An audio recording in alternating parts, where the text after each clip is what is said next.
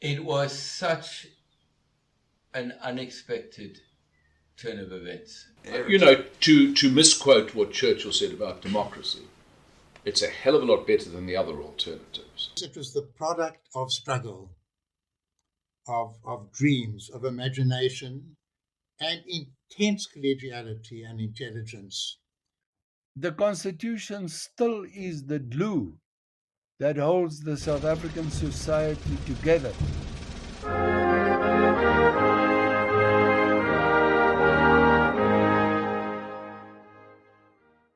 In order for the constitutional negotiations to occur, there needed to be sufficient pressure on the National Party regime to bring them to the table.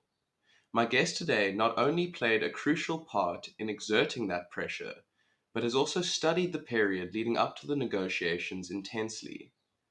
Before the negotiations happened, he had been involved in the struggle in South Africa, was arrested and spent time on Robben Island with Mandela, worked to build the ANC and SACP in exile, and then worked underground within South Africa on one of the more crucial underground operations of the ANC, Operation Vula. After the ANC, PAC, and SACP were unbanned in 1990, he helped to rebuild and restructure the SACP, and he was then intimately involved in the negotiations for the transitional constitution. His hard work in building the new South Africa was rewarded after the first universal elections in 1994, as he served in Mandela's cabinet as the Minister of Transport.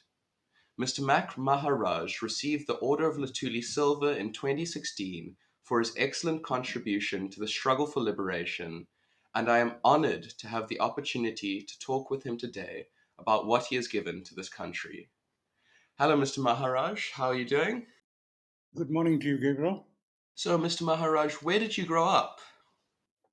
I grew up in a little town called Newcastle, which is near the border between the old Transvaal and Natal. And originally a mining town, which came to life when the railway from Durban to Johannesburg was being constructed. And my paternal grandfather settled in Newcastle. And it is a center of the passive resistance campaign waged by the Indian community under the leadership of Mahatma Gandhi and Tambi Naidu.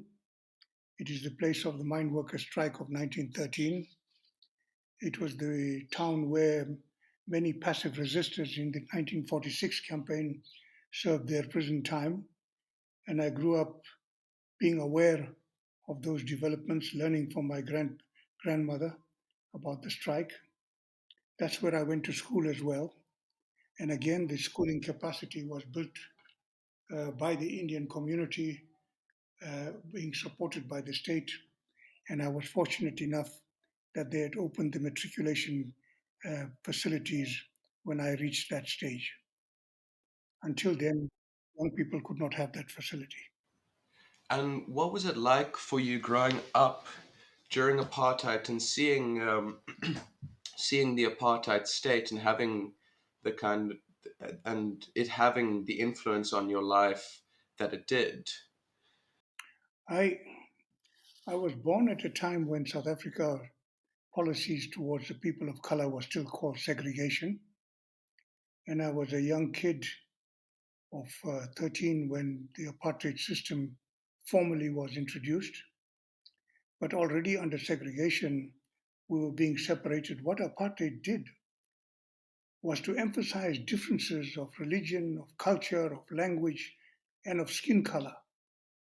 And yet, in the suburb where I had grown up, there were a mixture of people.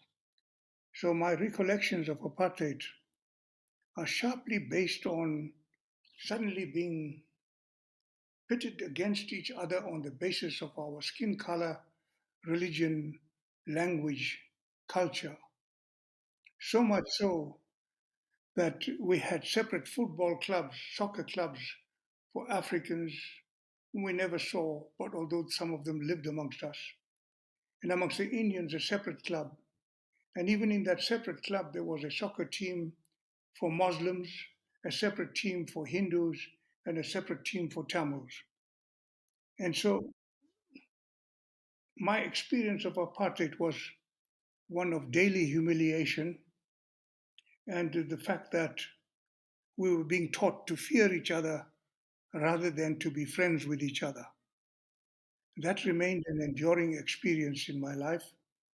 And when I matriculated and wanted to pursue my studies to bring myself and my family out of the poverty under which they were living, the system wouldn't allow me to go and study law at University of Witwatersrand, which was in the Transvaal province, or the University of Cape Town, which was in the Cape province, because as a person of Indian extraction, I needed a special permit to be in those provinces.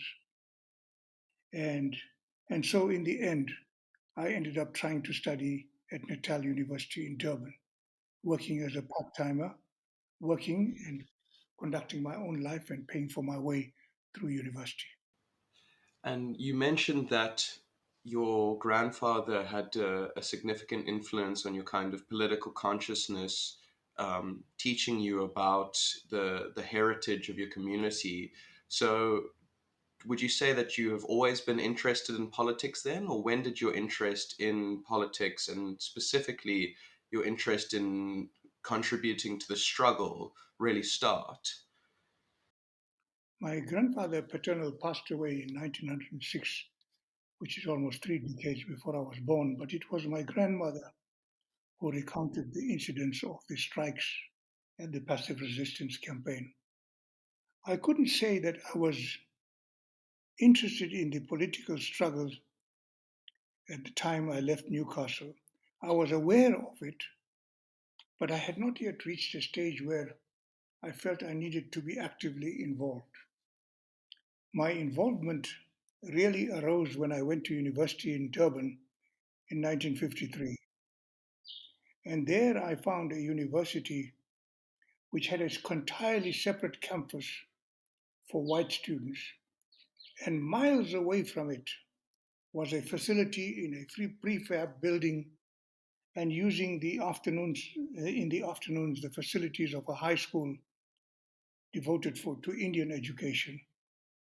And that's where I became aware not only more sharply of the divide between white and black, but I also became aware of the need for black people of different hues to understand that they were suffering under the same system.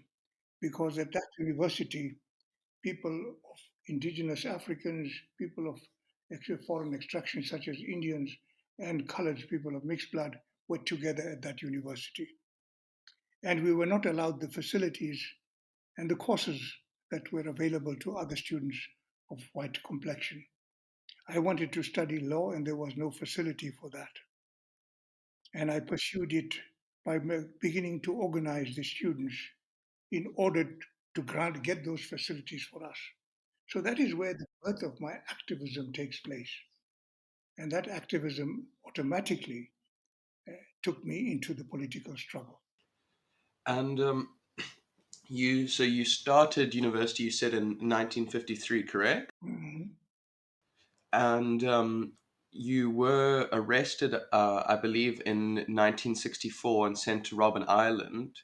So can you take me through your kind of initial involvement then in the struggle and what led to your arrest in 1964?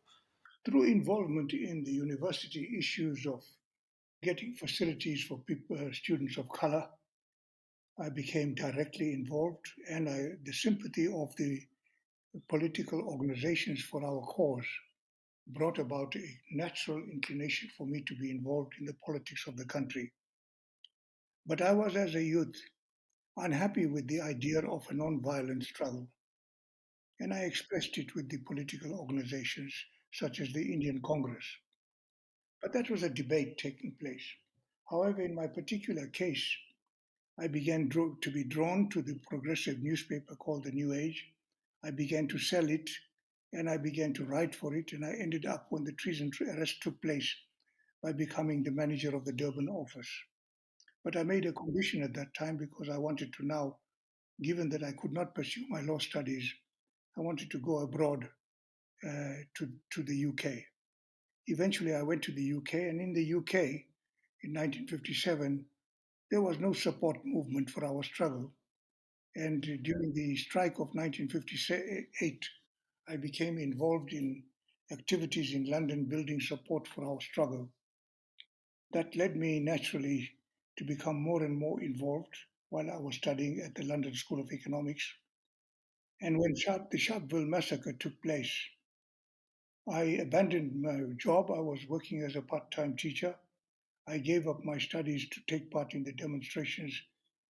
And when the organization approached me to undergo training, I readily agreed on the basis that I would return to South Africa, on the basis that I would be involved in the struggle on a full-time basis.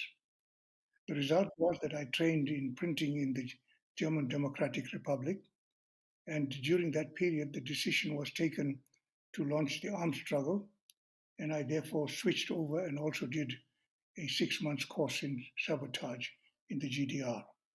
On that basis, I returned to South Africa in 1962 to be based in the underground in Johannesburg in the Transvaal. And it is there that I became now full-time involved in the struggle. My only income became what I received from the organization. My wife at that time was also of Indian origin, and she was not allowed to work as a nurse in the Transvaal province, and she was with me in the underground. So it is on that basis that I got arrested in 64 and was sentenced to 12 years. Wilton Mkwai was sentenced to life imprisonment. The others were sentenced to 20 years, 18 years, 15 years, and myself to 12 years. That's the basis on which I landed in Robben Island on the 5th of January 1965. I think for many people of my generation, Robben Island seems like a very mythical place. It's the place in which Mandela spent a lot of his time, and in which it seemed as though it's a hinge point in South African history and a very important location, but we don't know too much about it. So I'd like to ask and spend a bit of time talking about your time there. So what was it like on Robben Island during the years you were there? In the wake of the Sharpeville massacre and the turn to the armed struggle, which now practically all organizations who were involved in the struggle of apartheid had members who begin to debate the need to become involved in violent forms of struggle. Robben Island was set aside by the regime to become a prison for political prisoners in 1962. Until then, it had had a checkered career, but is shrouded in all sorts of false information, a lack of information in our history. It was a place where it became a prison for political prisoners of Javanese origin in the 1800s. And so one of the places where we were made to work digging for lime was a quarry which showed some remnants of evidence that it had been a quarry that had been worked at by Javanese prisoners. Of course, it had a history also of being a prison for many resistors in the African struggle before the ANC was formed. And a number of leaders, chiefs of our communities were imprisoned on Robben Island. One of them died while trying to escape from Robben Island, Chief Makana. So by the time we arrived, certain changes took place. Firstly, the 1962-63 group, including Mandela, who was sentenced first in 1962, when he went to Robben Island, there were some warders who were from the colored community. But as it became more and more a prison for all our political prisoners, the prison staff became entirely white and all coloreds were removed for fear that they would empathize and sympathize with us political prisoners. The treatment in those days was extremely harsh. Groups that had arrived in Robben Island were received with what was called a carry-on, where the warders indiscriminately attacked prisoners with batons and pick handles. The intention was to destroy our self-esteem and to make us a forgotten people. I happened to be fortunate in being put in the section where Mandela and Sisulu were kept, in the single cells where we had individual cells, and there were a group of about 30 to 35 that were kept in that section. The other prisoners were kept in communal cells, and their treatment was even harsher than ours. But the abiding message that came out of Robben Island was that the apartheid regime had decided to make us a forgotten people. And it hoped that people would forget us. The laws prohibited any newspaper, any media from quoting or carrying even a photograph of any political prisoner. You were prohibited from discussing conditions in prison. And we had a white comrade who served in Pretoria, who on his release publicly went and explained what was happening and the treatment we were suffering. And for that he was arrested again, and he and the journalist who published that report were sentenced to imprisonment. So that was the first thing. Make these people forgotten. We have failed to execute them by law.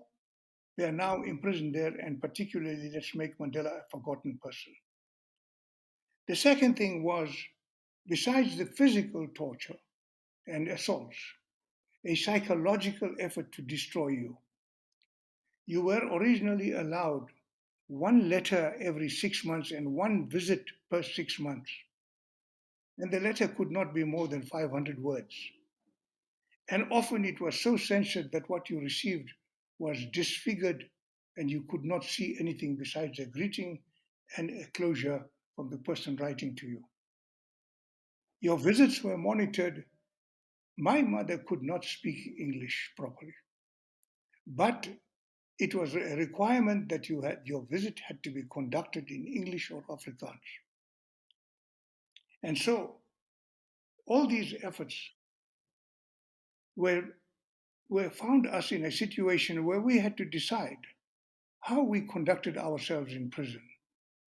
And I must say, to the credit of members of the African National Congress and the Congress movement, from whichever prison we got into on our way to Robben Island, we found ourselves required to address every prison warder who was white as boss, which means boss. And instinctively, the overwhelming majority of us automatically decided on our own that we would not do so. By the time we reached Robben Island, that practice that we would not call them boss had settled, and we were prepared to say in Afrikaans, meneer, meaning sir, but not to go beyond that. Mandela, of course, was at the forefront, and he clearly had decided from day one to set the terms on which we were being imprisoned. We were required, and he recounts, and it's available in audio, where he recounts these incidents in an audio tape which is housed at the Mandela Foundation, where in the 1990s he was recalling those conditions.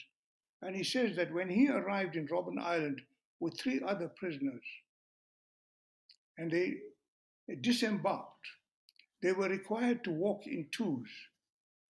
So there were 2 people at the front and 2 at the back, surrounded by warders, and they were required to walk at a crouch and a trot, with the instruction being said in Afrikaans, hak. His group on the arrival, without talking, instinctively decided, and he certainly decided, we're not going to do that. We're going to walk upright and steadily. And so he tells the person who was next to him, John Kaitsiwa, as the warders were threatening them, he said, let's move to the front. And the 2 of them moved to the front and walked steadily. The warders were screaming at them, but Mandela recounts that he had come to the decision from the day of his imprisonment that he was not going to be allow them to impugn his dignity and humiliate him. He said it was important that we did that.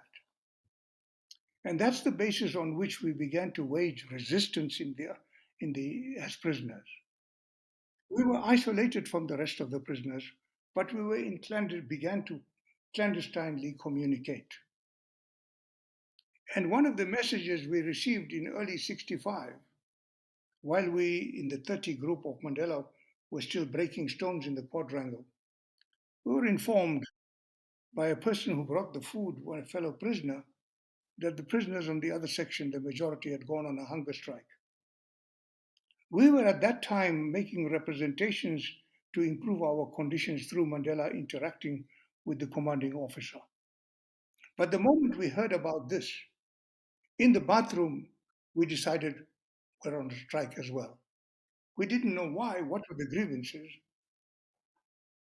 During that strike for hunger, many of the comrades, a few of them, let me be clear, a handful, who were on the hunger strike, were charged subsequently by the prison authorities under legislation which said that by going on hunger strike they had endangered their lives. And for that they were sentenced to additional prison terms of 3 to 6 months. That explains the conditions under which we were. But I think that the important thing that emerged for us was two things. One, that we were going to use prison as a terrain of struggle. And that is to struggle to improve our conditions to be treated like human beings and to be treated on the basis of equality as all prisoners, irrespective of the racial group that you belong to. The second thing was to hear that the struggle was continuing. And in particular, we began to pick up information about the international campaign for our release and for sanctions against South Africa. It took particular form, even though we were not allowed to receive information. It took the fact that the borders were white and South Africa whites were a crazy rugby people, and the international community was waging struggles to isolate South African sport. And so it was easy to provoke a warder while we were working at the quarry to begin to tell us what was happening in the world, because he took the greatest affront that there were these demonstrations taking place against South African rugby. So we smuggled news, but the news of resistance outside and the news of our families and comrades still remaining steadfast in spite of all the harassment. That made sure that apartheid had made a critical blunder by putting all political prisoners of color in Robben Island. Yes, the white prisoners were kept separately, and the women prisoners were kept at Barberton. But the fact that it put the majority of the prisoners in one place, of different political organizations who were rivals, but conditions in prison were such that we had no option but to unite and fight. And so prison has this memory for me of teaching me the importance of acting collectively, of sharing ideas of how to prosecute the struggle, of interacting with people of the stature and caliber of Mandela and Sisulu. It brought, instead of crushing us, a greater determination to survive, to go out of prison and continue with the struggle. And what was the influence of Mandela and Sisulu on you? These two, again, incredible figures in our country's history. What did they teach you during your time on Robben Island together? Although there has been a fair amount of acknowledgement of the role of Comrade Walter Sisulu, I think he's one of the most underestimated individuals in our liberation struggle.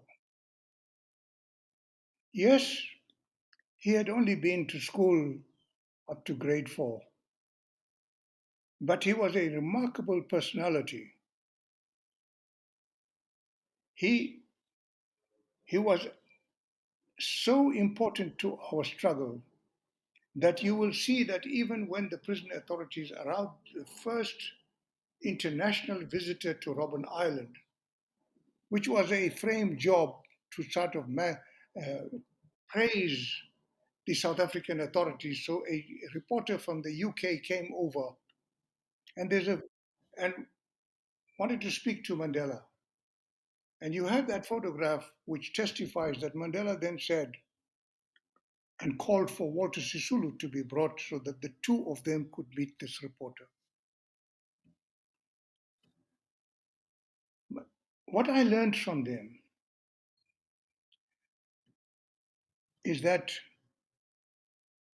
leadership, the most important criteria for defining leadership, is the willingness to take responsibility for the consequences of your actions. To take responsibility in the sense that often we take decisions in the hope that our action will produce certain results.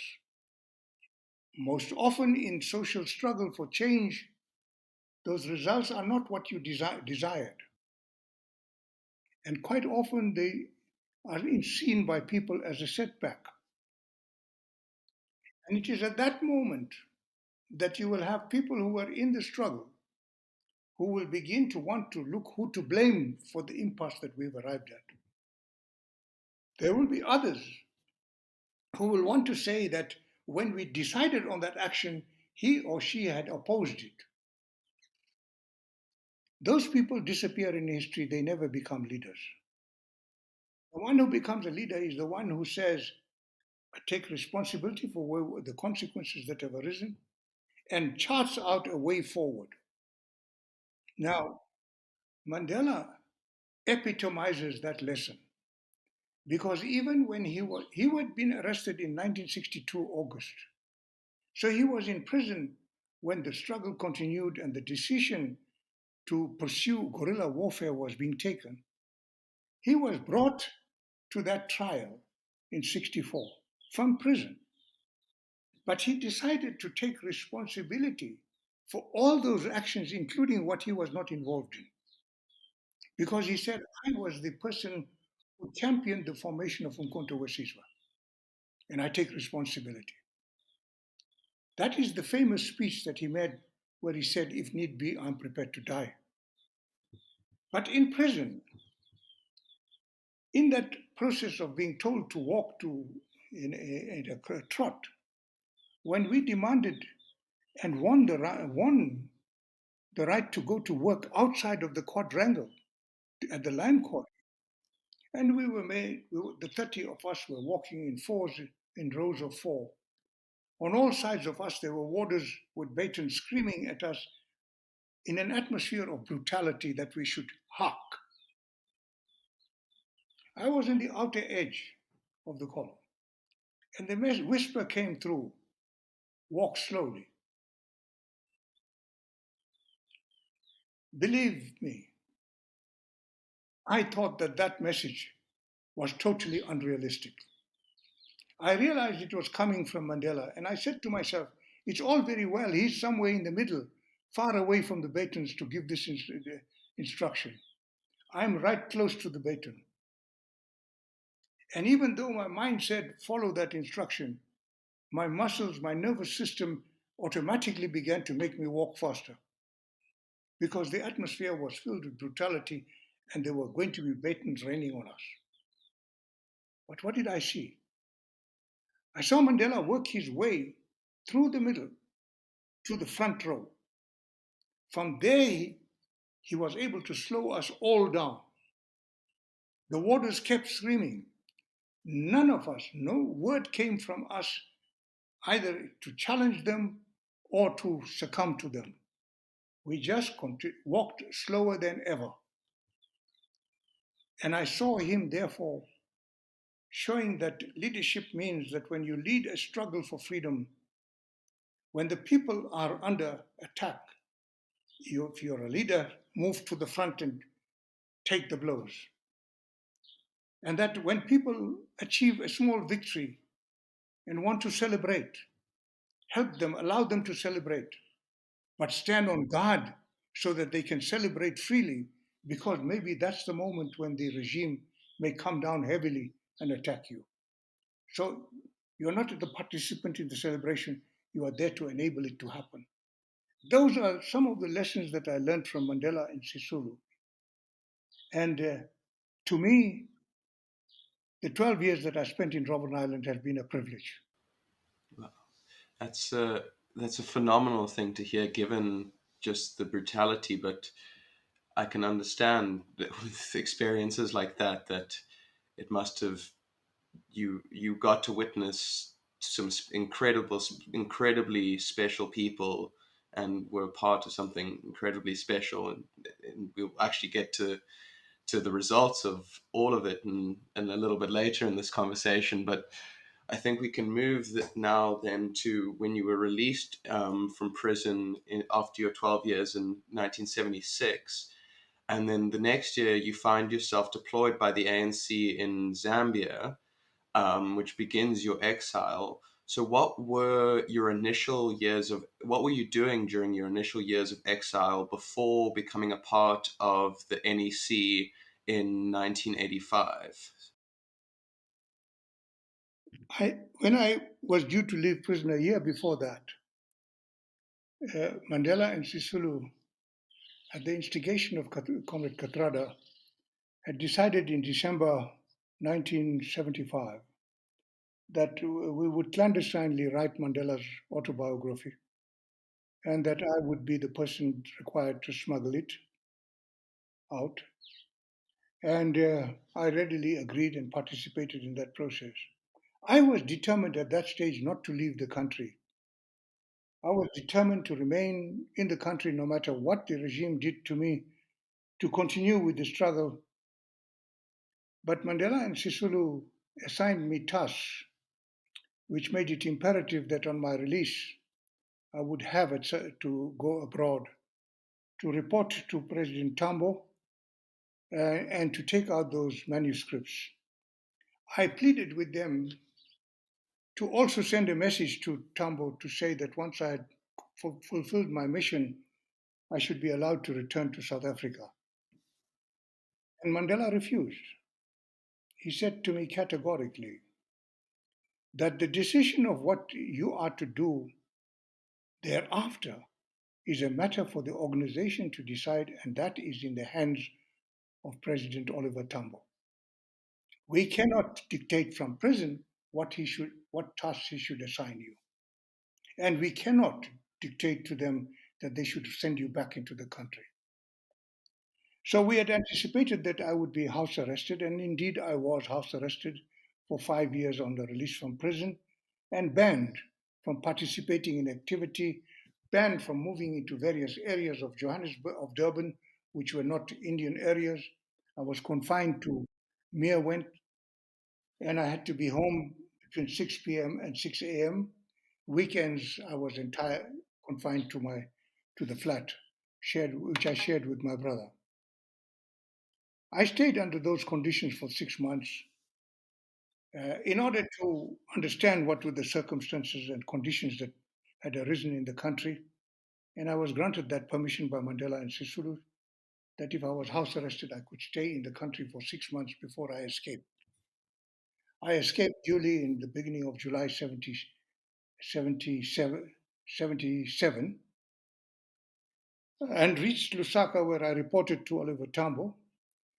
He allowed me to go ahead and transcribe the smuggled documents. By doing that in London, where there would be facilities that would enable me to do that without anybody knowing what was happening, and also to give me the chance to reunite with my wife, who had by that time settled in the UK.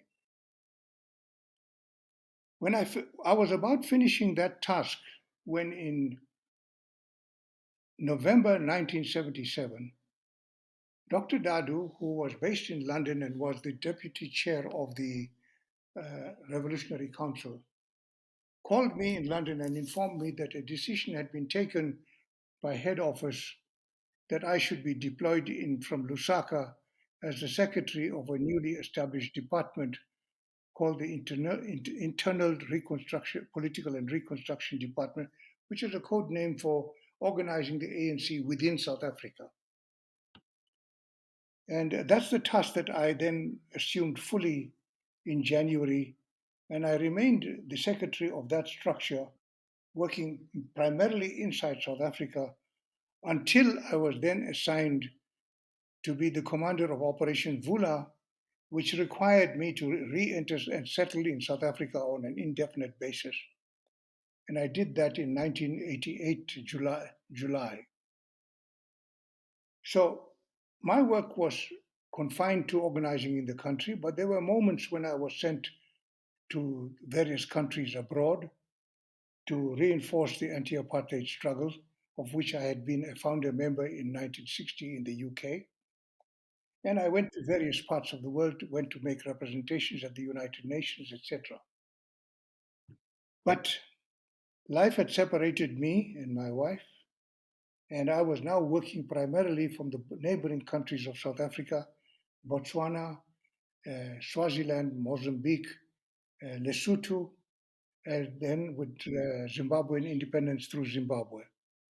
So that became my primary area of activity. And in the course of that activity, I was co-opted into the Revolutionary Council. And later on, when Kabwe conference took place, and the decision was taken to open membership of the National Executive of the ANC to people of Indian origin, whites and coloreds, I was amongst those who were elected to the NEC of the ANC in 1985 at Kabwe. So you spent the period in which the apartheid state turned up the kind of heat of its repressive tactics, especially against those who were working outside of the system, mainly for the ANC. You spent that in exile, and so I want to know if I have a few questions about the violence of apartheid. And the first question is, did you experience any violence personally from the apartheid state during your time in exile? Well, first of all, my direct experience of the physical violence was when I was detained and tortured. Mm. And I was, at that time, quite a heavily tortured political detainee. And the violence of the apartheid system I won't go into, because I think that the fact that every African, supposedly from the age of 16, had to carry a pass document which regulated where they lived, where they worked, what time they could be in a particular place. And if they broke that law, they ended up disappearing. Mm. And of course, the forced removals had removed people from where they were living in this grand design of apartheid to separate the groups, what it called the racial groups, physically, was itself a phenomenal form of violence against our people. Mm. Outside the country, of course, I had to take precautions. It is known that at one stage the apartheid regime was trying to kill us, was trying to kidnap the leadership. I was on the list of those that they wished to kidnap or to kill. So one took all those precautions, knowing that those were the dangers you ran. And there were people, for example, there was a comrade who, when I was amongst the first who traveled by air from Maputo to Maseru, which is a landlocked little country, and I used the excuse, and being the secretary of the underground, I joined a delegation going to an international conference hosted by the UN. Now, once that route began to open up, one of the comrades in the publicity department based in Lusaka tried to go to Lesotho, and it was little planes that would take you. Mm. That plane was diverted to Bloemfontein in the Free State, and he was arrested for his activities in exile. Mm. Of course, we demanded, and the Lesotho government demanded his return, and eventually we got his return. So we were living under those circumstances, and the South African regime was attacking the neighboring countries who were in one form or other giving support to us to allow to pass through their territories. So you had raids taking place in Mozambique. The Matola raid is well known. There were air attacks taking place against Zambia. There were attempts to kidnap, and special forces of the South African Army raided homes in Botswana, killed people, killed comrades. So those were the circumstances under which lived, and I and my wife had to live, given that I was the secretary of the underground, in conditions where I could not even allow too many people to know where I stayed, and kept moving. And we would get messages from the ANC headquarters to say, take cover, there's expecting to be raids from the South African Army. And we would have to find new places to stay overnight. So those were the conditions that one worked in. The threat to one's life was a constant threat, but it did not deter us, because the struggle and the example of the leadership, both in prison and in exile, the example of the Tambos, was that there was nothing that was going to stop us. I belong to a generation, given the task that I was assigned, to say quite frankly that I never expected to be alive at the moment when we would win our democracy.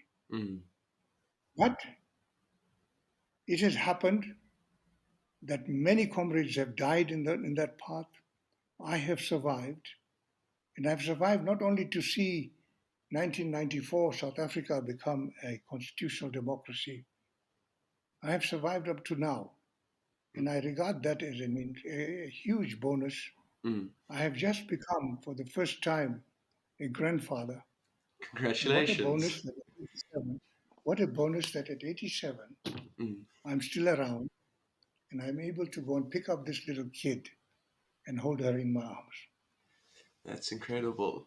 To move, unfortunately, back into some of the harder and more tricky topics. I think part of why I want to talk about some of the violent tactics used by the apartheid regime against the people struggling for liberation outside of the system is because it kind of, I think my generation has lost the sense of just how evil the state was in every way. We kind of understand their legislative evil, but we don't understand that evil ran through everything they did, from the way that they acted in the political way they acted to the way that they were willing to quell dissent and to use violence against people like you. And so I think, to not spend too much time on it, but the part that struck me when reading your book was something that blew my mind, was when you talked about Operation Coast and the development and use of chemical weapons by the apartheid state. And so when did the use of chemical weapons become a part of the apartheid state's arsenal, and what and could you maybe outline some examples of their use against some of your comrades, if you don't mind? No, it's not only your generation, Gabriel. I think by and large, the narrative of South Africa's transition from apartheid to democracy has been shrouded in a narrative that has not allowed us to get to grips with the nature of the apartheid state and the problems that we had to face to bring about this democracy. You are right. There was a project called Project Coast that the apartheid regime authorized. But before that, let me say this, that as far back as it is now established, that as far back as 1983, or am I wrong? I think it is earlier. I think it's in the 70s.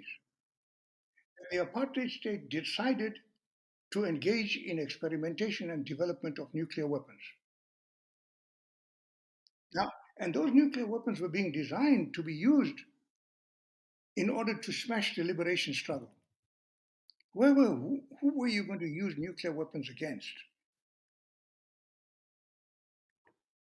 In the 80s, of course, the evidence that has emerged at the Truth and Reconciliation Commission is that Project Coast, a project authorizing the medical section of the South African Defence Force to engage in the development and use of chemical and biological weapons was taken.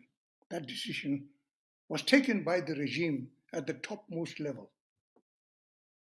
And in devising that, they authorized a doctor, a brilliant man, Dr. Wouter Besson, who is still around as a cardiac surgeon, to engage, to head this project.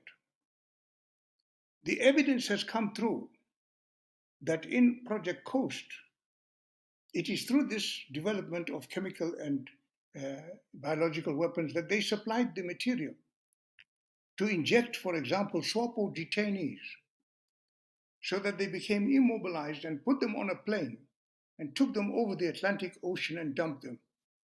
The records show that more than 200 such cadres of SWAPO were disposed of. In this process, they developed, and the evidence opposed in particular cases, to put poison into the clothing so that people who wore that clothing would be poisoned. And it was not confined to just those of us who were in South Africa. Connie Braam, who was the secretary, a Dutch citizen, secretary of the anti-apartheid movement, was poisoned in that way. She survives till today. Klaas de Jonge, who escaped when he was detained, a Dutch citizen, was also poisoned in the same way, and he lost one eye in the process, but has survived. The Reverend Frank Chikane of South Africa was twice poisoned in that way, and he was lucky he survived because the clothing that he wore was on a trip to the United States where he was found to be ill, and treatment there saved his life. In South Africa, Siphiwe Mtimkhulu is a classic case. Young youth leader, student leader, arrested, detained, and before they released him, they poisoned him. And when he came out of detention, his hair was falling out, and the comrades then took him to doctors, and the examination showed that he'd been poisoned with thallium.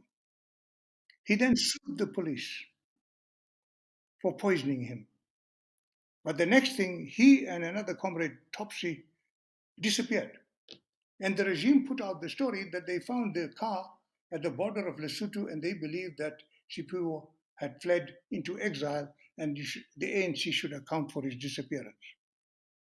In the Truth and Reconciliation Commission, it emerged that they had actually kidnapped the two of them, brutally tortured them, killed them, burnt their bodies, deliberately took the car and put it near the border of Lesotho so that it would look like they had gone to join the exile movement. Those are cases that have come out. The full story of Operation Coast has never been told. But there is enough evidence to show what was being done by the apartheid regime. And we know that this development of nuclear weapons was taking place against the anti-proliferation decision of the international community. The development of chemical and biological weapons, a violation of international norms of struggle. And against this background, let me say that the ANC, under the leadership of Tambo, had signed the Geneva Protocol that we would follow the rules dictated by the international community in the conduct of our struggle. So I can say much about this, but I think that the story of our struggle, what we attempt to do, must be related to another book that has come out by Andre Odendahl on Dear Comrade President. It tells the story of how the ANC from 1986 developed positions in exile that were culminated in the Harare Declaration.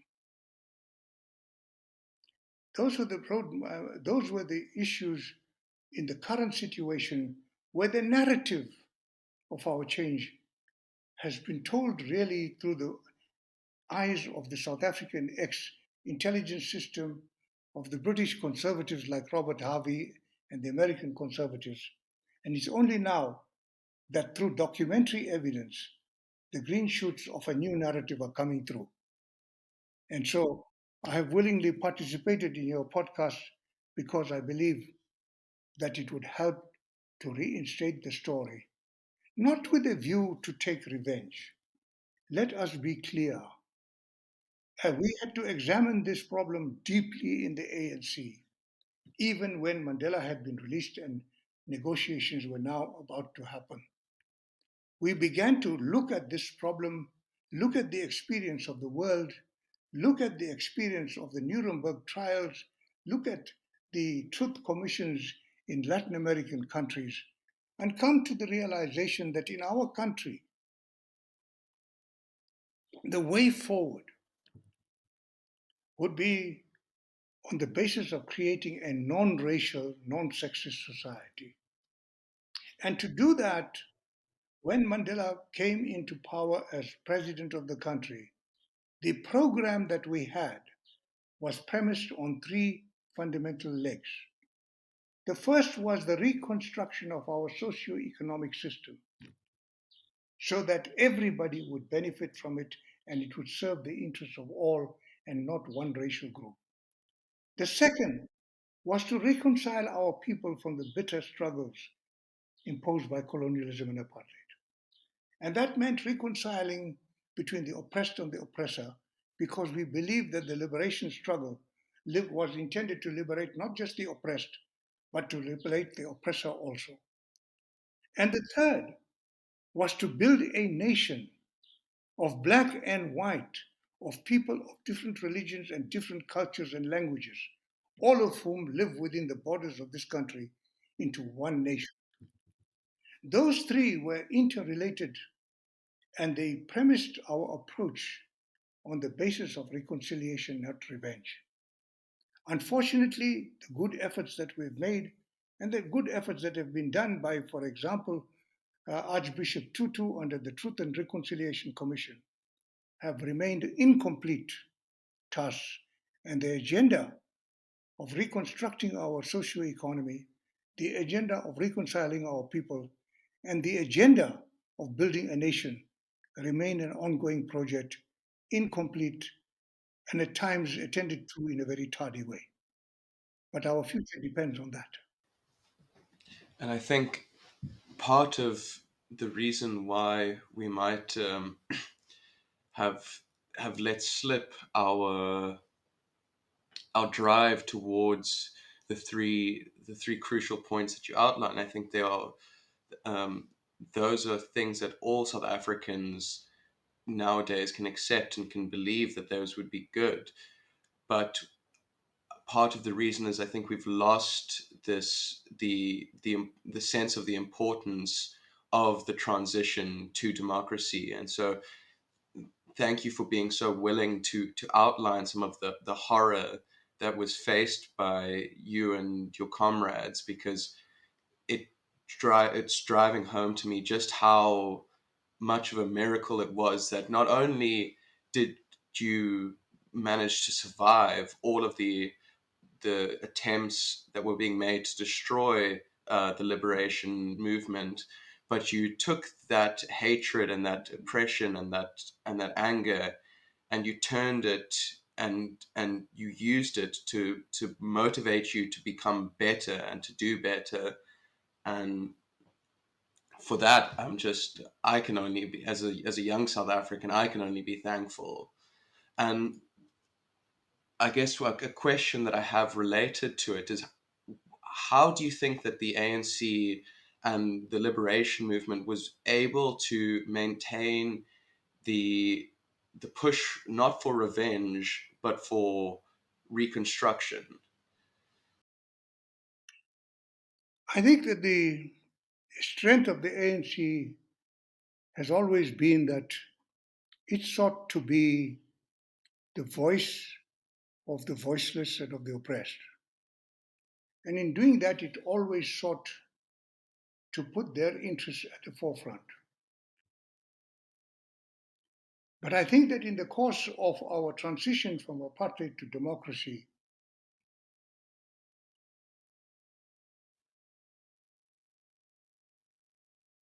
I think that the different communities were allowed, or the ANC, by its missteps, contributed to us as different communities escaping taking responsibility for who we are. The incomplete processes of this three-legged campaign has led the white community to feel, okay, it's all over now, we all support democracy, we oppose apartheid, so forget the past, it's fine. They feel no responsibility for building this country based on that reconstruction of the socio-economic system, reconciliation, and nation building. I think others in the community, in the oppressed, have been allowed to feel that they are still separate because we have failed to undo the spatial separation that apartheid had engineered, where the working people, Africans, lived furthest away from the work, where Indians lived in separate ghettos, where coloreds lived in separate ghettos. We have failed to undo that. And so there is a sense amongst young people of color that, hey, this transition has been of no benefit to us. I make no excuses for the missteps, the acts that I find unacceptable that were conducted by the ANC. But I come from a perspective that says that if the ANC is to succeed in its mission, it has to reconnect with the ordinary people.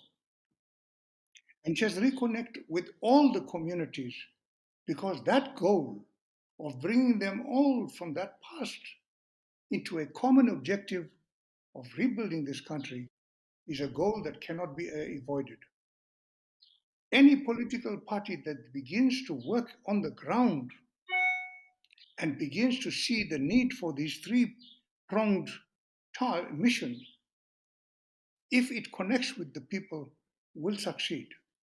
And the ANC is facing a moment today where, in the face of the incomplete task and in the face of corruption that has arisen, which corruption has arisen because and become systemic because we have allowed the abuse of power to take place, and there is as yet no law that makes the abuse of power illegal.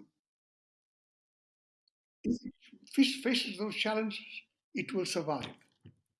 But South Africa's destiny cannot be defined except as one premised on reconstruction, reconciliation, and nation building. And so, while I look back on the life of our struggle and look back on one's own life, I have acknowledged, and I believe that we remain a traumatized society.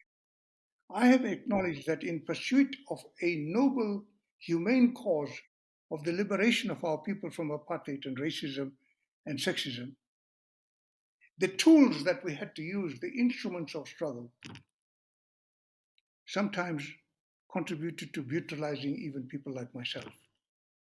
I think prison and the torture and what I saw happening to our people and the task I was assigned understood one thing, that it had brutalized me.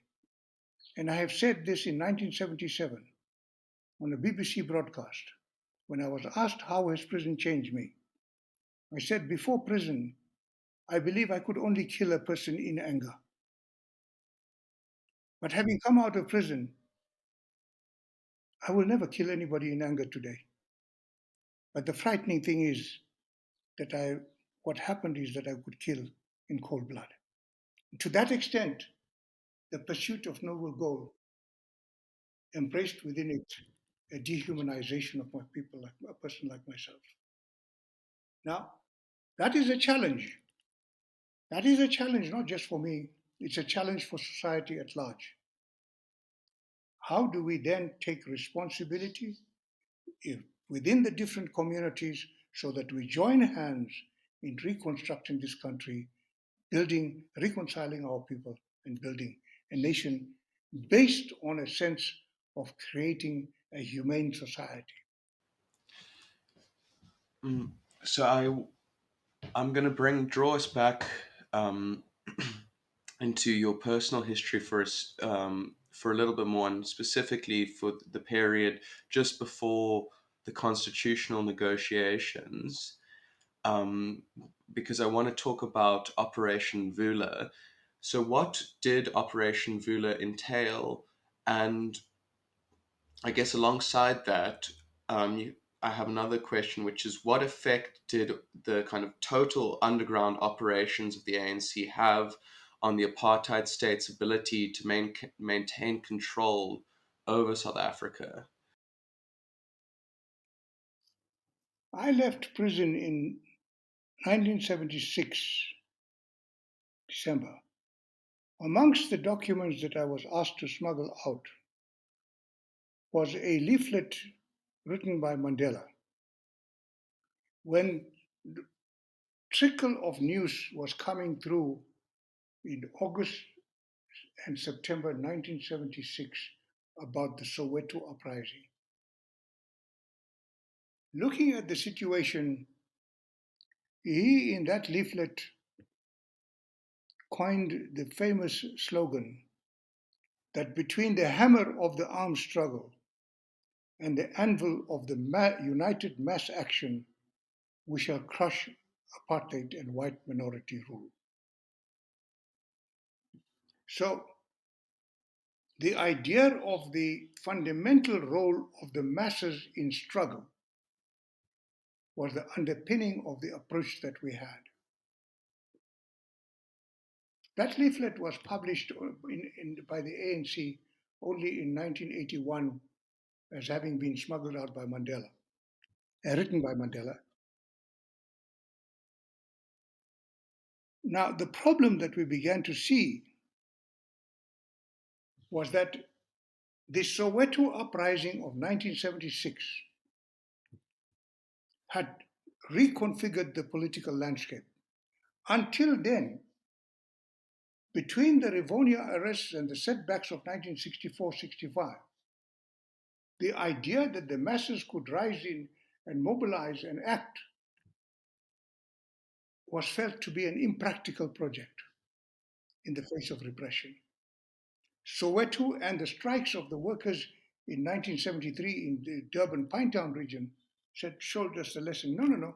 Despite the repression, it's possible for the masses to act. So,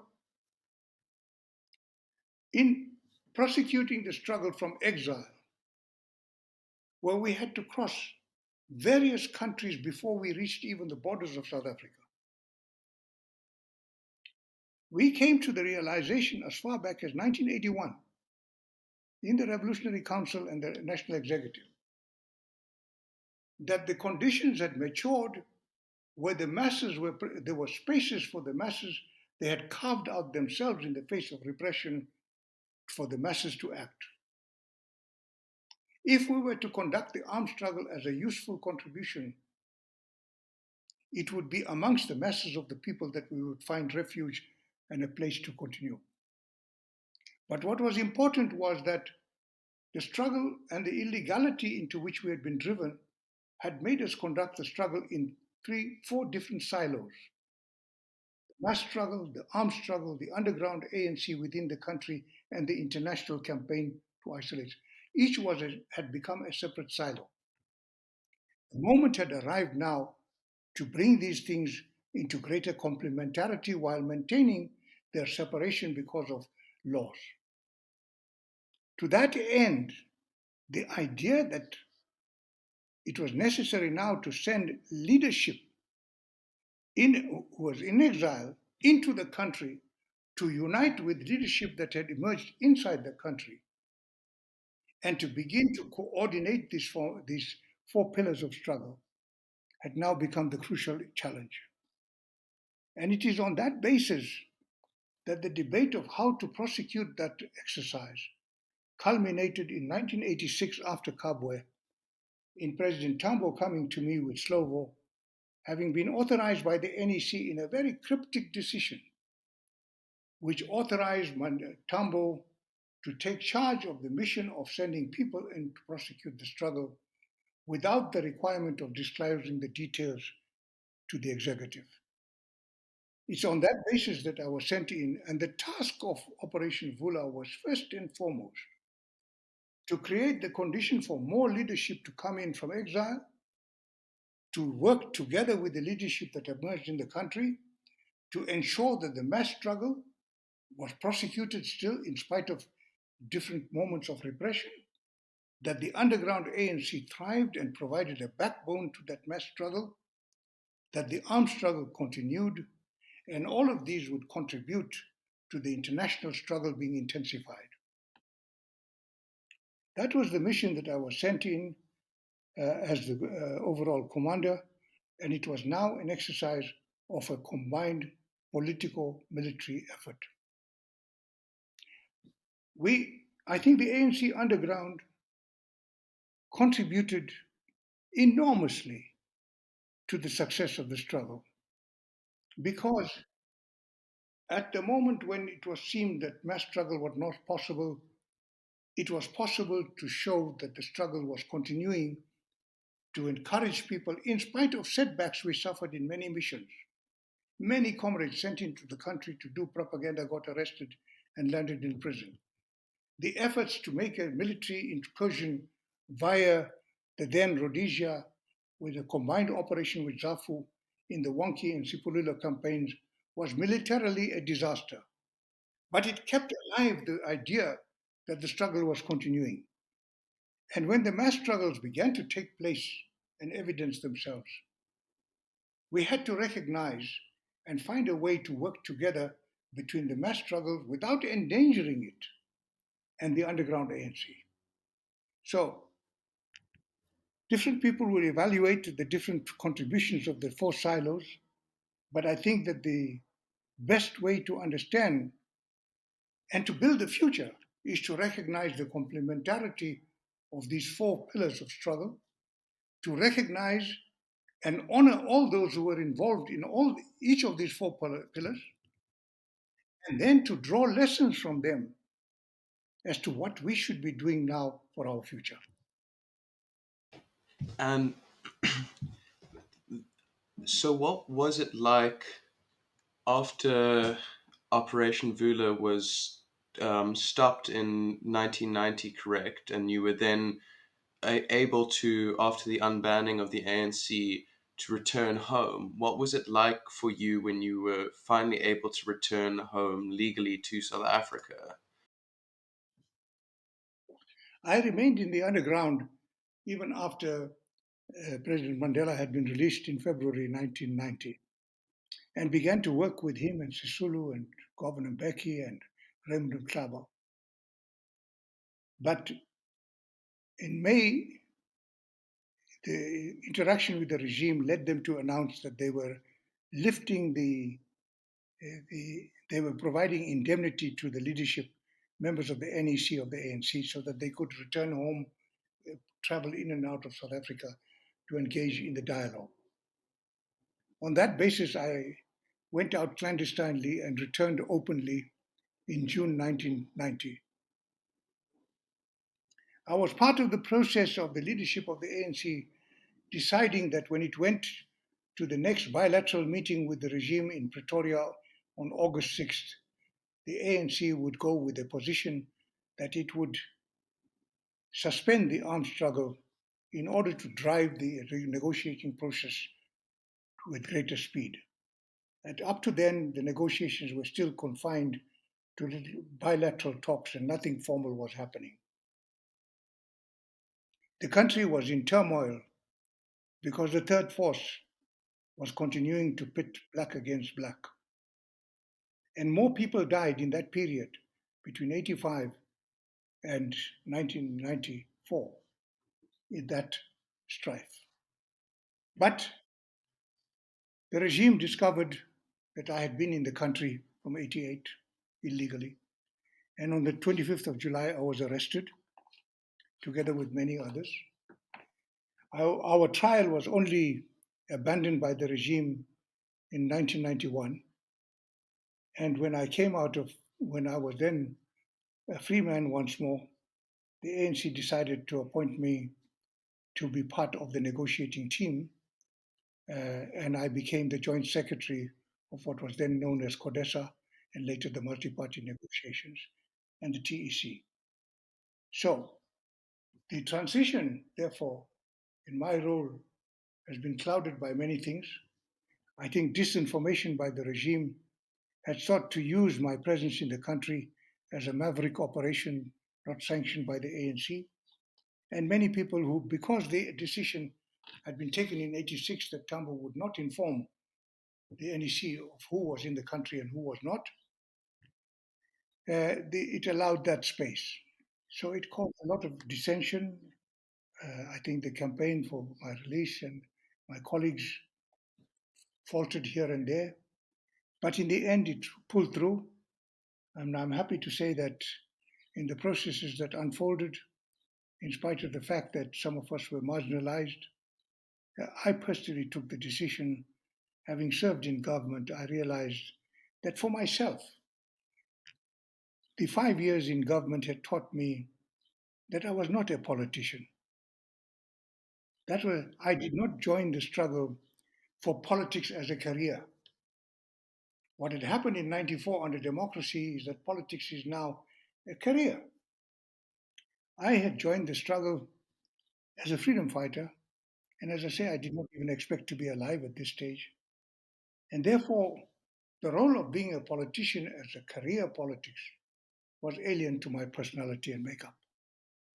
I believe it is an important terrain. Politics is a career that should be taken seriously, but I'm not by nature made for that sort of thing. So there I am.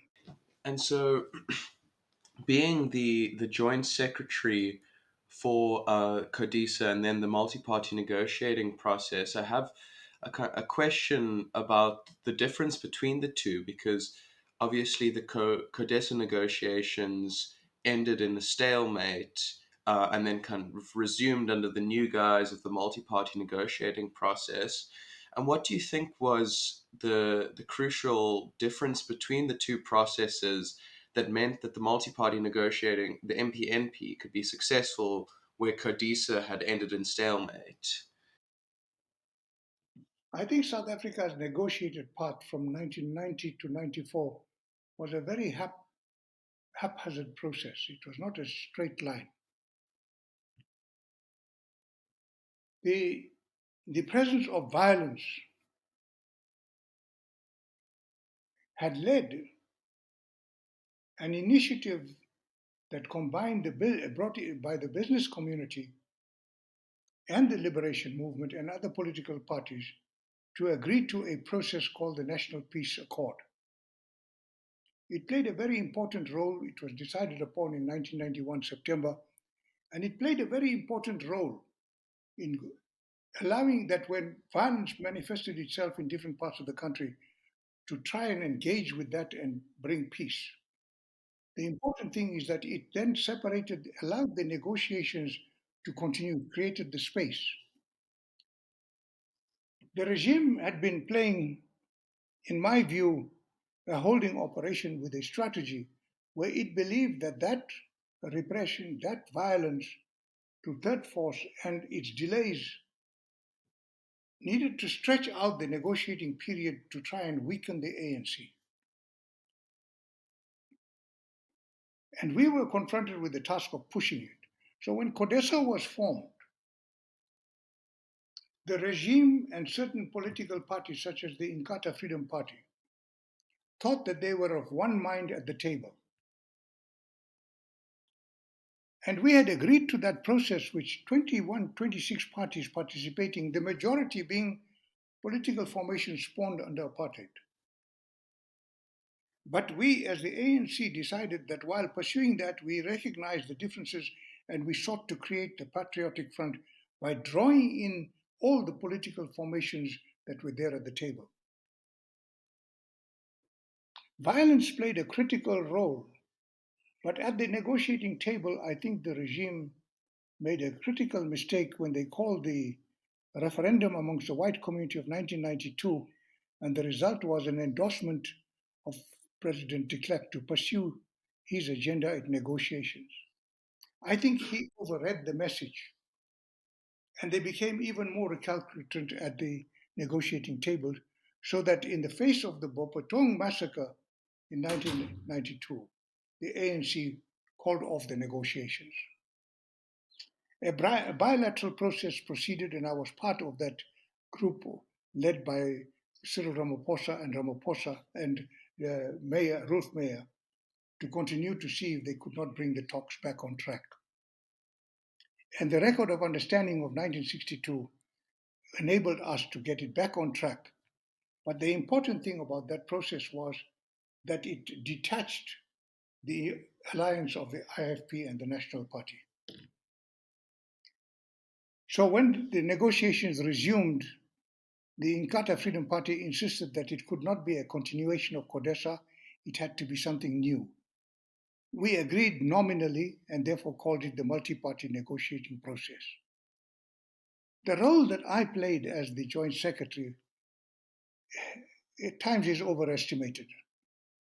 Fanny van der Merwe and I, as the Joint Secretaries, our critical task was not to be involved in the actual negotiation, but to ensure that the process proceeded. And every time the process hit a roadblock or an obstacle, the management committee turned to us, to the two of us, to devise a way forward. So that's the role we played.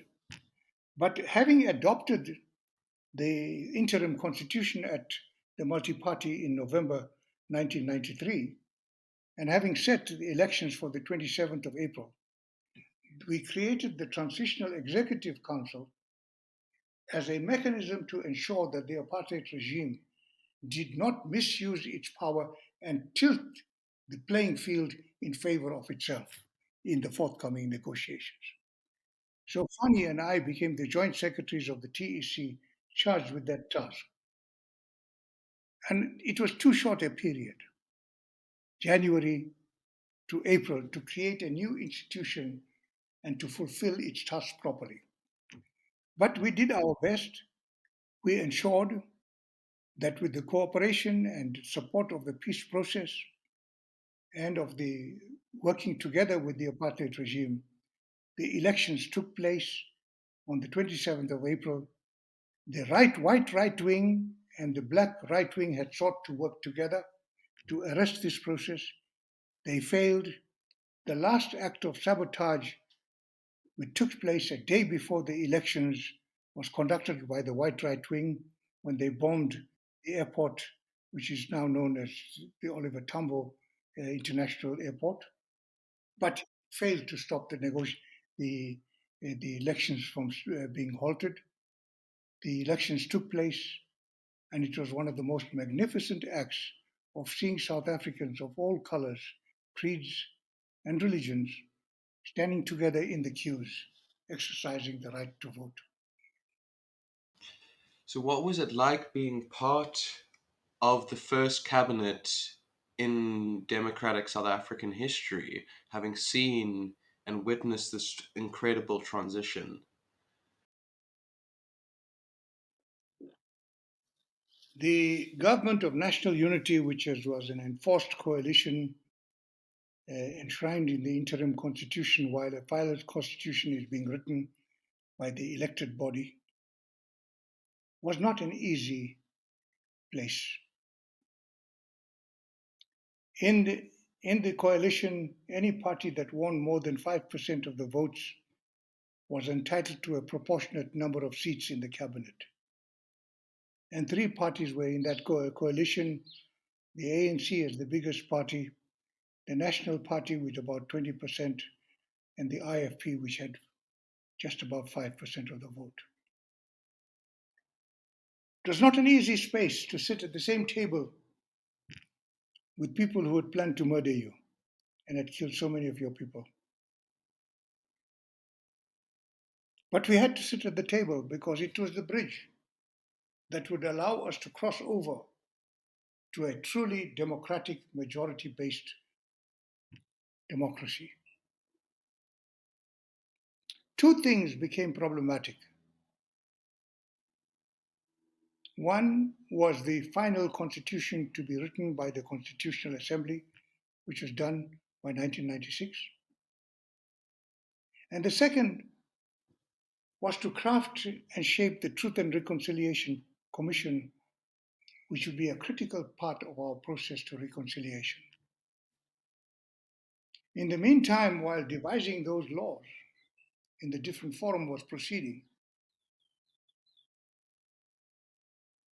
the relationship inside that cabinet was, when I look back, fraught with an overall picture that everything is fine and honky-dory, and a reality that we were still grappling with getting to work together. I faced the problem when I became the Minister of Transport, that I was confronted with the Director General who came to me, who was appointed by the apartheid system, who came to me to say he had looked at the reconstruction and development program of the ANC and developed a program. I had to accept his bona fides, but at the same time quietly ask myself, how is it possible that a person who has been involved in the building of apartheid throughout his life can overnight be able to provide a program that would really lead to the empowerment of our people who are disadvantaged? So I'm saying it was a fraught relationship and a balancing act, because we were walking over a bridge that we had shaped together. The unfortunate part of that experience is that as soon as the Constitutional Assembly adopted the new constitution with the agreement of the National Party, and as soon as the Truth Commission had been agreed upon, that both acts were agreed upon by 1996, immediately on its wake, the National Party walked out of the coalition government. What it did was to create, when we look back now, to create an environment which broke down the need for co-responsibility of this three-pronged challenge that we faced. And secondly, it made coalitions focus, even while they are existing, on what happens next to them as their political party, rather than what happens next for the country. So it's a mixed bag, but it's a path and a bridge that we had to walk over.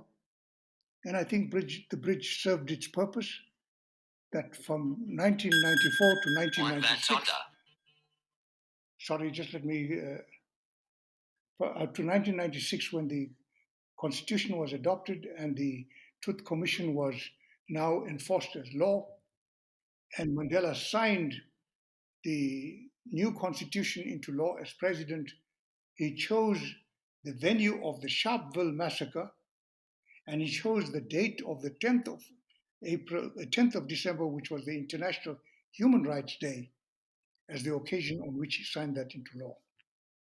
So I think that process lasted for those years. The ANC kept the IFP in the coalition government until 1999. But effectively, the idea of that coalition government had collapsed, was over. It had served its purpose. So that's the background to that period. It was not easy, but I think that we have to pay credit to all sides who walked over that bridge, recognized their role that they played. I think that President de Klerk, by the release of Mandela and by creating the conditions for the negotiations to begin, wrote himself into history. And I think that we need to acknowledge those roles that people played, but we need to tell the story of the transition in its fullness, in its richness, in its mistakes, and in its achievements, so that people take pride. You cannot build a country without it being able to look back at its past and draw a sense of self esteem and pride. And South Africans are shortchanging themselves too much when it comes to where we come from and how we've succeeded.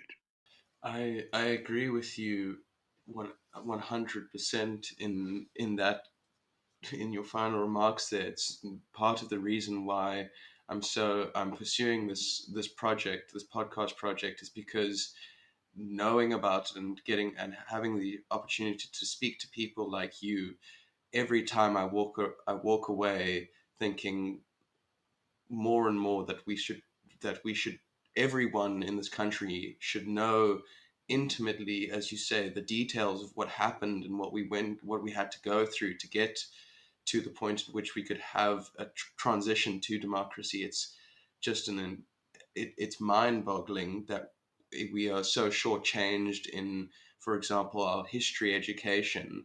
That I knew I did very well in history and studied the textbooks as much as I possibly could, and I felt like I know nothing about what happened after having done it for 15 years at school. It's a ridiculous, and it's a massive shortcoming, and it yeah it frustrates me to no end that we don't have these conversations and we don't know these things about our own history, because it's so important. And to add to the richness of the stories of our history, I'm wondering, what are some of the moments in the transition period that stand out for you personally in your memory? That's not an easy question for me because, as I say, my frame of mind is that during that period is when I realized that I'm not a politician. So I come with that peculiarity. I think the most of my fellow comrades accepted that you continue. So when I look back,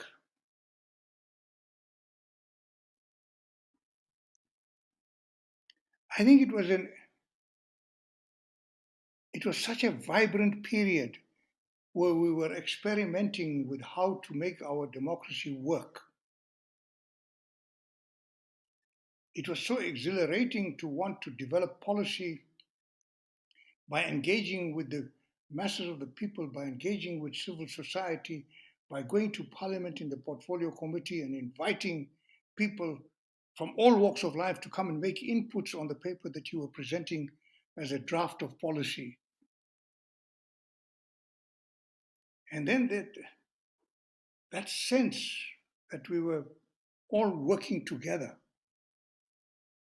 In transport, I think it was in the second cabinet meeting or third cabinet meeting that the news came through that the transport workers had gone on strike and would impose roadblocks at the toll roads in KwaZulu-Natal, in Cape, various places, and the traffic was jammed.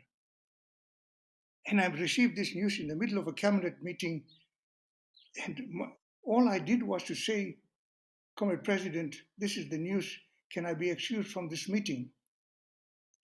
This is what has happened. He said, what are you doing? I said, I'm going right there. I want to be excused. I'm going to go to that place where the roadblock is and engage. And to go to that roadblock and find I arrived there, to scrounge around for transport. Where can I get a helicopter? Who's going to pay for it? But fly over, reach there late in the afternoon, getting evening, to talk to the transport workers union leaders, to go into a room, discuss with them, and appeal to them on the basis of the challenge that our country was facing, and finding them responding. 1 minute, sorry, I'll just call. And then I'm at my office, and the workers have decided, transport workers have decided to blockade the entire building and the road in Pretoria. And my DG comes to me and says, "This is what's happening, Minister." I said, "No, I'm just sending a message, I'll call him later." And saying, "No. Allow me to address them." And he said, "But the security," I said, "Doesn't matter. Let's go. These are our people." And going and addressing this mass of transport workers who have blocked the road and addressing the workers and engaging with them and saying, "Now, can you select a team? Send them into my office to talk." Talking to the taxi industry. And they come and I call them all to a meeting at my department. My security come and say, "If we have a problem, we have to disarm them before they come in." I said, "No, let them come in with their arms. Come into the meeting and you security stay out and talk to the meeting." And the meeting is heated. And I'm sitting there at the head of the table and I say to them, "Comrades, if you have come here armed, I've come unarmed. But if you want to make it an armed issue, we can make it, but you have to think where you want to take this country."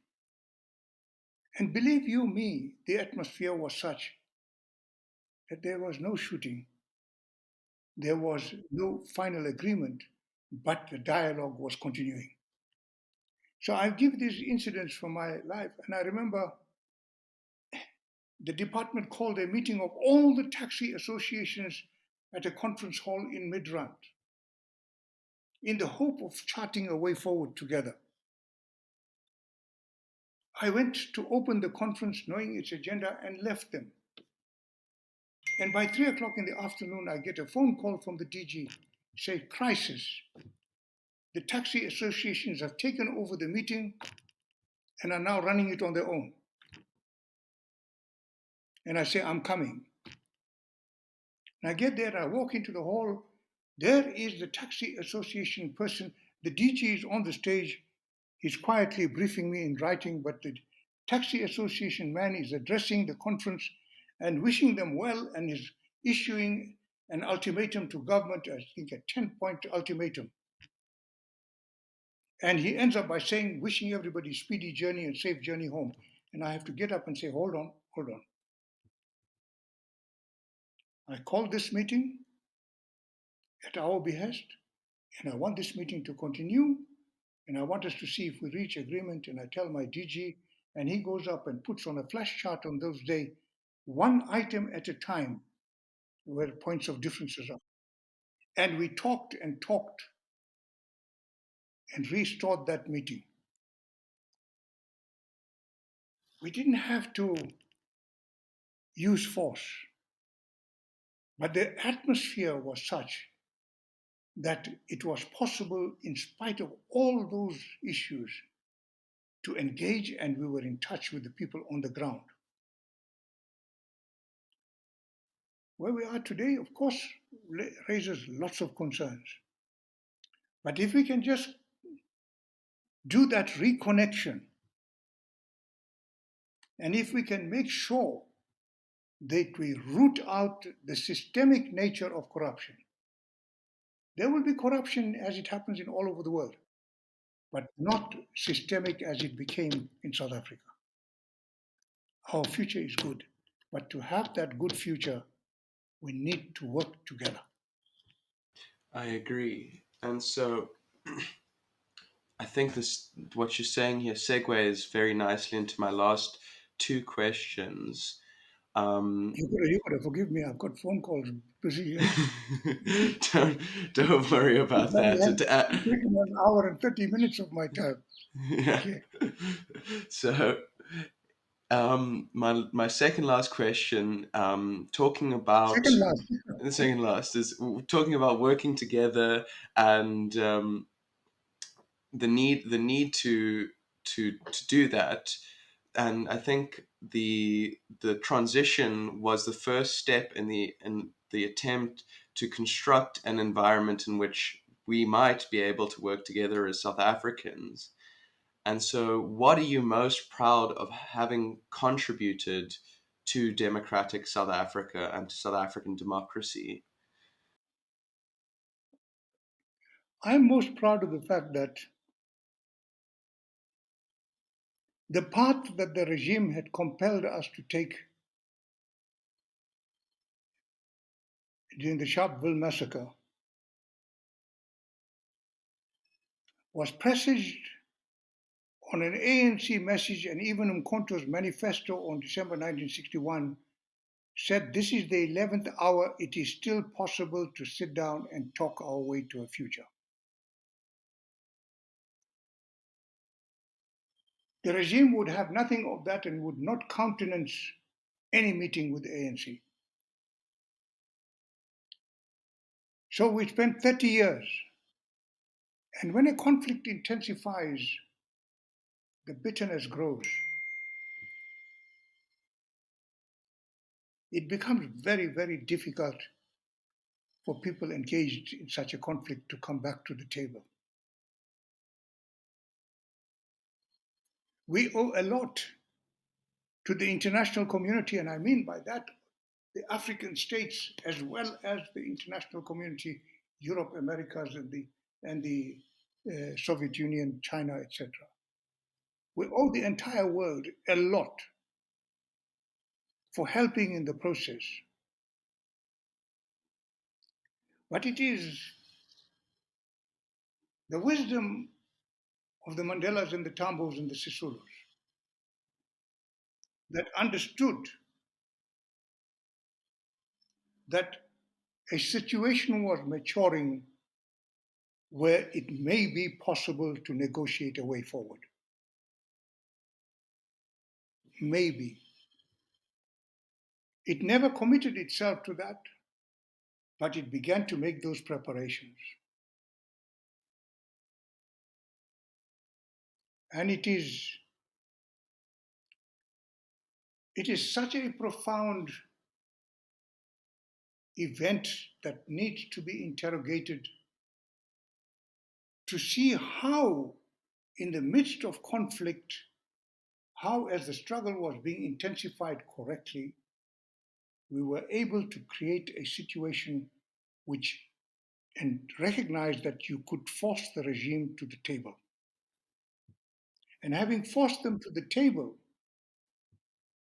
to recognize that the solution depended on ensuring that the National Party was in the process because you needed its constituency to be brought into the process of change. So I think our experience has to be interrogated carefully because there are critical lessons in there. So far, I am disappointed because, in spite of the work of our Truth Commission and in spite of the praise that is showered, no country has decided to emulate our experience. Despite our lessons, how we've come to end this conflict, when you look at the situation in the Middle East, you see parties pursuing a path of no win, of win at all costs for ourselves and no win for no conception in the Israel-Palestine conflict that there has to be a solution that meets the interests of both sides.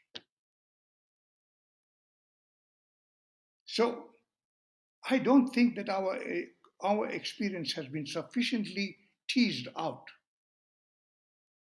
so that you draw lessons, not in the hope that it provides a copybook, but in the hope that it can see how in a particular situation has the moment arisen. Mandela, sitting in prison, saw by 85, 86, the time is arriving. And he began to engage with the regime, not to negotiate, but to force them to acknowledge, talk to the ANC. Oliver Tambo, in exile, also detected that the moment may be arriving, and he created the Constitutional Committee to look at the scenarios and look at development of our positions, and charted out a blueprint in the Harare Declaration, which enjoyed the support of the international community including the United Nations, and therefore made it impossible for the National Party regime to say that is not the common agenda. So I'm saying that's where I am when I look back. I cannot pull out a single moment. I can only look back at my life and say that in the process of doing what I think was right as a freedom fighter, I think the people who made the biggest sacrifice were our loved ones. They are the least acknowledged. They are the ones that really paid the price. People like me didn't make a sacrifice. We suffered, yes, but I didn't forego a particular thing, lost something, or unrewarded. I know when you opened it, you said I was rewarded. I was not rewarded, and I was not looking for rewards. And my service as 5 years as Minister of Transport taught me that that's not the work that I'm shaped for. So I have to acknowledge that, and I have to say that the whole story is such a magnificent story of a human journey that it needs to be told over and over again, and different aspects of it brought out to the fore with the sole objective of creating the platform on which, as a nation that is coming into being, we can take pride in our past and not simply keep on feeling that we are victims. We are the inheritors of a past. We're not its victims. We are the shapers of history, and therefore, what more can you ask for? And the result of all of the effort and the struggle is, and the result of the story is our constitution and our system of governance we have today. And I want to end by drawing the relevance of that document to the current day. So does the South African Constitution remain an important document today? And if so, why does it remain so important? There is no other document in the entire history of South Africa that has as much legitimacy as our constitution. It was written by elected people who were elected to the National Assembly and to the Senate, functioning jointly to devise the constitution.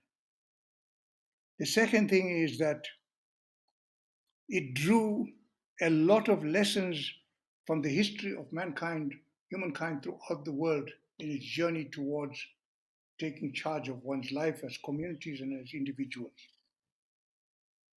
It created checks and balances which have proved that even when that power is being abused, there are within the system mechanisms to check it. Sometimes too late, we may argue. And today there are voices who, for their failure to do the job, want to blame the Constitution. But in wanting to do that, they forget its origins are in the bowels of the oppressed. That's where it comes from as a constitution. Yes, constitutions are there to be amended. And I think South Africa is today grappling with the electoral system in order to enhance accountability. It's a debate that should be taking place and drawing in everybody. I fear that the debate at the moment has not been sufficient. But if we look around the world, we see, even in the different forms that democracy has taken, we see a disillusionment arising because the spaces of democracy, when combined with the technological revolution, have created conditions, one, for knowledge to be at one's fingertip, but also for hatred to be preached and propagated. So we are at a challenging moment. But in South Africa, in our constitution, we wrote in it, even in the interim constitution, a recognition of civil society. What we have done in the ANC was to pronounce when we came into power in 94 that we want to build a people-centered, people-oriented, participatory democracy. We have not experimented in how to make it more and more participatory, how to make it people-centered. Democracy is merely a platform in humankind's journey to take control of its destiny, both as a collective and for individuals. Because a collective will thrive by promoting excellence in individuals, and excellence in individuals should help to make the collective better. So that's a challenge we are sitting in. It's not a unique challenge. It's taking place in different ways in different parts of the world. But South Africa has one advantage, and that is it had a commitment to make our democracy more participatory. Well, thank you so much for taking the time to speak to me today, Mr. Maharaj. I've sat here wrapped and feeling in so many ways incredibly inspired by not only your stories, but by the sense of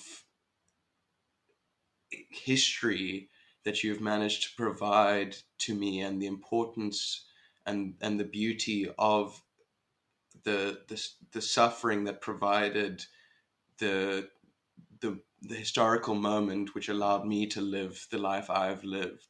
So I am incredibly grateful that you spoken to me today, and even more grateful for the contribution that you've given directly to being allowed and able to live the life I've lived in the democratic South Africa. And I can only hope that your contribution and the contribution of the people of your comrades and of the people across the line from you becomes more recognized, and we take pride in your contributions as a collective. Thank you so much. Thank you. Will you send me a link to the podcast? Of course I will. Thank you. Okay, pal. Thank you. All the best. Ciao.